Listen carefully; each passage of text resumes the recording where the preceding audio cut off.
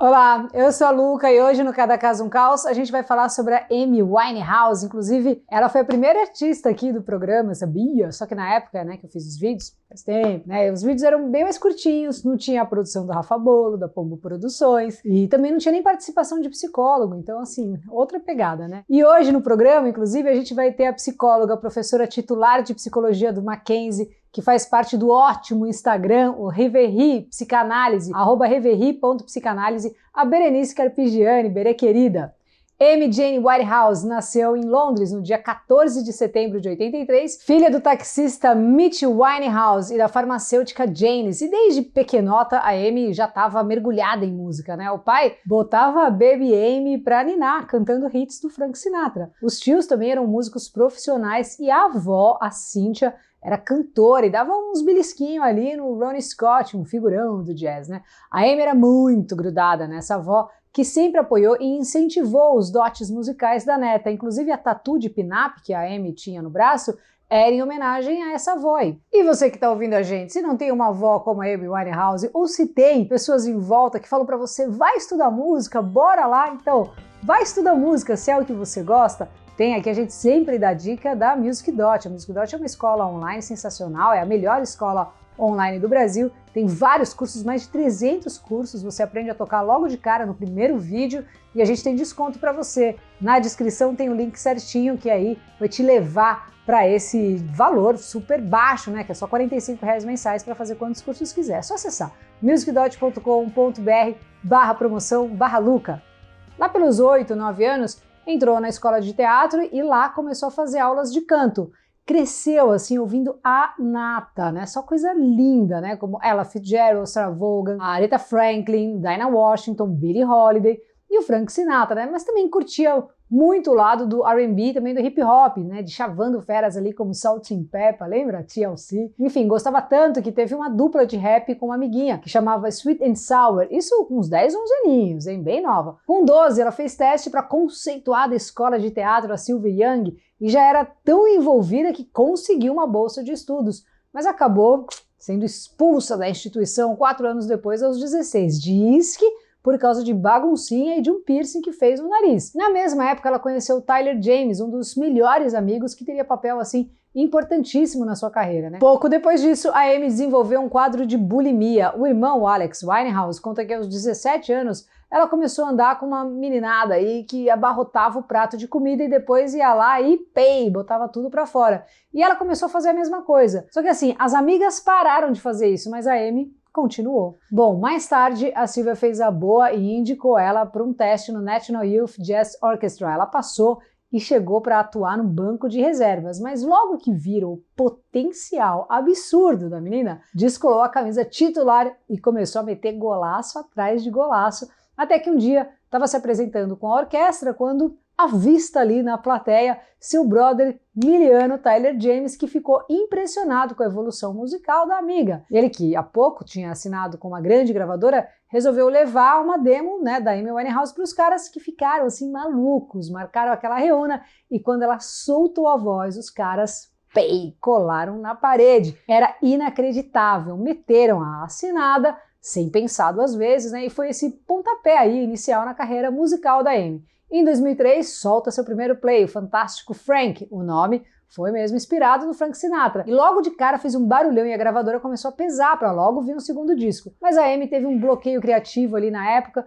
começou a sentar o pé nos Billy Knight, nas bagunças, e a treta com a bulimia persistia. O irmão dela conta que ela era uma mulher bonita, de aparência saudável, mas acabou se tornando uma sombra de si mesma. Na época que o disco saiu, ela era cheia de curvas, né, mas enchiam o saco falando que ela era gorda. No meio das baguncinhas e noitadas aí pela noite londrina, ela conheceu o odiado Blake, né, o Blake Fielder Civil, que era um merdeiro assim de marca maior, foi preso várias, já era envolvido com drogas mais pesadas e acabou arrastando a Amy para o mesmo caminho, fato que ele mesmo viria a confessar no futuro. Bom, sobre o relacionamento com o Blake, tem toneladas de coisas aí na internet, porque não era um casal fácil, né? Muito pelo contrário. Tretavam direto, inclusive assim, de porrada mesmo, saía no soco, sabe? Separavam, voltavam, esse looping aí. Era uma personificação ali do termo relacionamento tóxico. Na mesma época, ali em 2005, a Bomba, né? A avó, infelizmente morreu, e foi um baque para Amy, que já não estava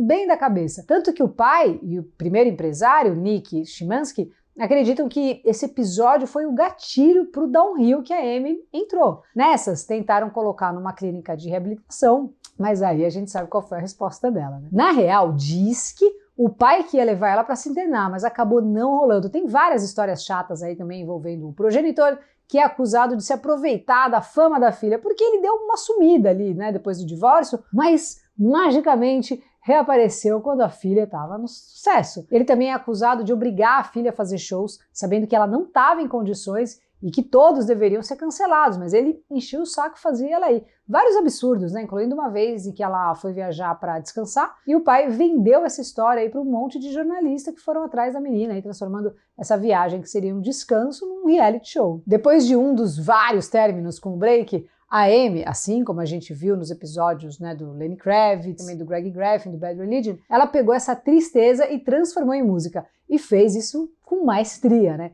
Em 2006, soltou o aclamadíssimo Back to Black, que trazia diversas faixas refletindo o turbulento término. E foi esse disco que catapultou a Amy para as estrelas. Sucesso inacreditável. Dessa vez ela botou os prêmios tudo no bolso, né? Vendeu que só desgraça, tocou com os Stones, com Prince, tava voando. O problema é que na mesma proporção, as bagunças e tretas também estavam na estratosfera. Ela acabou voltando e casando com o Blake em 2007. Também saíram nos tabloides aí umas fotos caguetando umas marcas no braço dela e já começaram a voar rumores de que ela estava se automutilando. Numa entrevista pouco depois, ela confessou sofrer de depressão e que tinha o costume de se bater, dando uns tapas na própria cara. Ela falou: eu tomava uma garrafa inteira de champanhe e ficava depressiva. Não achava que eu era bonita. E eu sou meio destrutiva quando bebo, fecha aspas. O Alex Hine, seu ex-assistente, também ex-rabisquinho, né, que se envolveu com a Amy no meio aí de uma das prisões do Blake, disse que presenciou um episódio desses aí onde ela se cortou com uma tesoura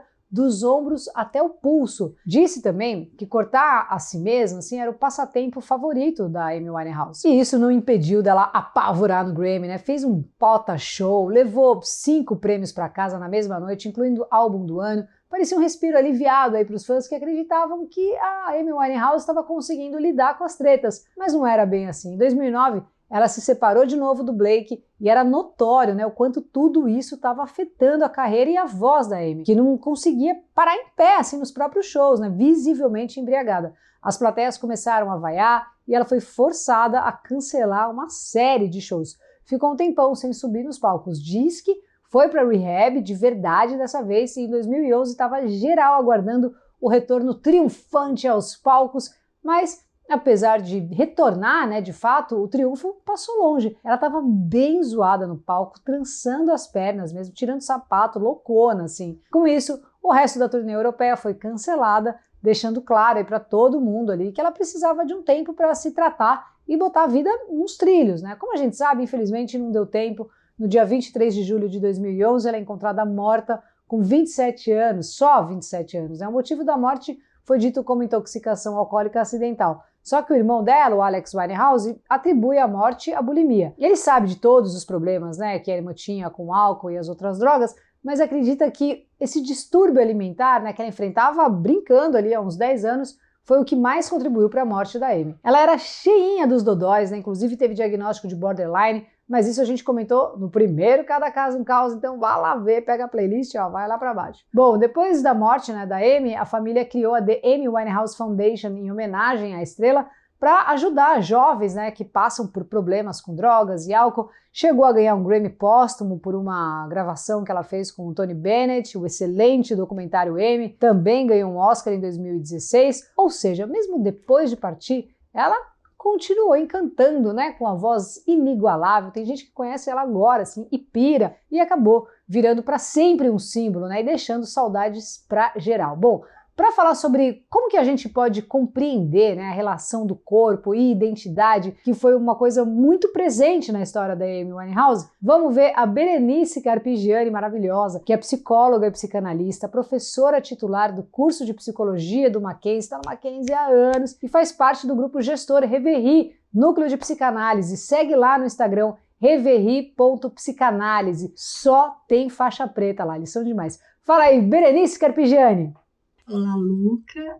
Um prazer estar aqui com você, com seus ouvintes. Muito obrigada pelo convite para vir falar sobre identidade e esquema corporal. Identidade é uma palavra tão de uso cotidiano, mas que ela tem uma conceituação muito importante para a gente dentro da psicologia. Eu gosto muito de um conceito dado por um psicanalista chamado Erik Erikson. Então ele vai dizer para a gente, olha, a identidade a gente constrói ao longo da nossa vida inteirinha. E é ela que vai nos ajudar a perceber que nós somos todos iguais. Porém, em certa medida, nós somos mais parecidos com algumas pessoas e em certa medida nós somos totalmente diferentes de outras pessoas. E esse jogo entre semelhanças e diferenças é que vai surgindo uma identidade única que nos faz pessoas únicas. Né? E nessa construção vários elementos entram em ação. O que vai interessar para a gente hoje é o esquema corporal, que é a representação mental do nosso corpo. Também é algo que vai se construindo à medida em que a gente vai crescendo e amadurecendo. Tanto que se você pede para uma criança pequenininha fazer o desenho do corpo humano, da figura humana, quanto mais novinha, mais desconectado esse desenho vai ser. Membros separados, proporções inadequadas, enfim, mas é a forma como ela percebe. E vagarosamente, então, ela vai integrando essas partes até chegar a um desenho muito semelhante ao que é o desenho do corpo humano. E é interessante a gente falar sobre isso quando a gente pensa na Amy Winehouse, porque se você pega o começo do trabalho dela, as primeiras imagens tem uma coerência, uma harmonia entre o corpo, a vestimenta, a gesticulação, que combina com a letra da música, né? A postura dela no palco, e vagarosamente a gente vai vendo que isso se perde, ela se desequilibra, ela mostra um corpo que é um corpo que nem ela mesma conhece mais, né? E por que será que acontece essa despersonalização, né? Um pouco a gente sabe que pode ser pelo uso abusivo de álcool e drogas, porque o uso abusivo, né, dessas substâncias pode trazer uma confusão muito grande mental, né, de imagens, fantasias, desejos, em que a pessoa fica com toda essa energia recolhida dentro dela e presa nesse imaginário. Uma outra razão é a própria pressão da vida do artista, né, que cada hora ele está num espaço diferente, ouvindo uma língua diferente, com pessoas diferentes, tendo que manter uma motivação permanente para dar conta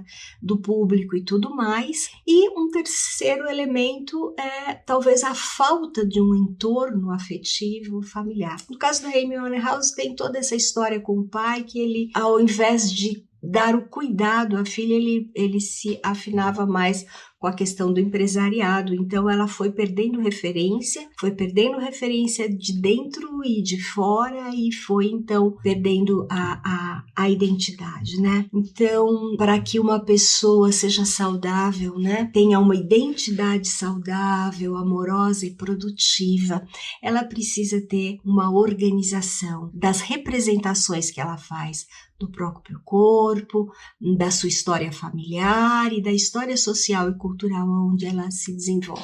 E sabe, Luca, com a Amy Winehouse, com essas perdas de referências todas, por detrás disso tinha uma dor imensa, que nós não vamos saber qual é, que necessitou, sem dúvida, de uma escuta especializada, de uma escuta analítica, para ela poder sustentar aquele talento, né, Luca, tão maravilhoso, que se perdeu, então, desta forma tão triste, junto com a identidade dela. Muito obrigada. Agradeço muitíssimo, espero ter podido colaborar, e um grande beijo para você, Luca, e para os seus ouvintes. E aí, curtiu? Tomara que sim! Se sim, então comenta, compartilha, faz todo aquele esquema que você já sabe, e vamos passar esse vídeo para frente aí para somar a nossa comunidade de pessoas que amam música, biografia e psicologia. Quinta que vem tem mais. Valeu!